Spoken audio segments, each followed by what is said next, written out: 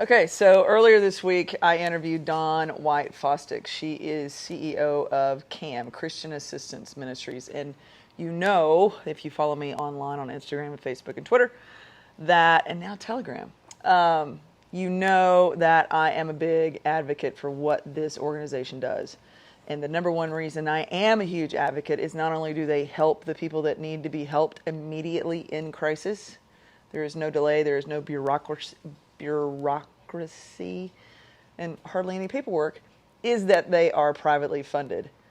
If you decide that you are going to help CAM financially, it goes from your pocket to their pocket and nobody else's pocket. And that's the greatest thing that I love about CAM. They do it correctly. So they don't rely on the state. That's a little plug for Patrick. So earlier this week, I interviewed her. We spent an hour talking about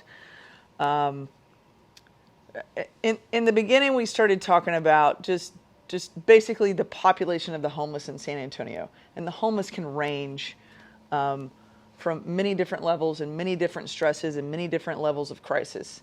And then we went into the added now pressure of the illegal, and she doesn't like for me to say that, illegal immigration of people that are crossing the border illegally and then staying here on asylum, which is just another way to say amnesty. So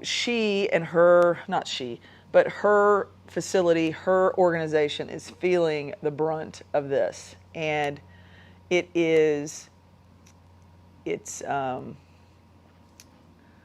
I can say a better word that everybody understands how Brandi Jo speaks, and it is severely frustrating to know that these people were dumped on our doorstep, and obviously we weren't paying enough attention to know that it was about to happen, and we weren't part of the process, we being the constituents in the area, and understanding what the processes are, what is expected of us since we are giving away our resources, our assets, and our services to help these people that really shouldn't be here, and we all know that. So what I'd like for you to do is to click down, hold on a second. So this is actually going to be the intro to the podcast as well on the podcast. I'm not putting the podcast here on YouTube. I would like to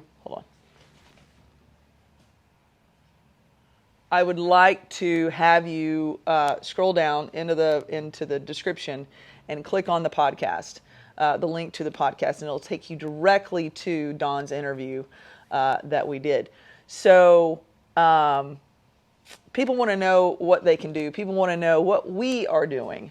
And as a group of we that I now consider myself a conservative activist, and I venture to gather that I'm an activist for the Constitution. I wouldn't really think that you would need to be an activist for the laws that were set up for this great country.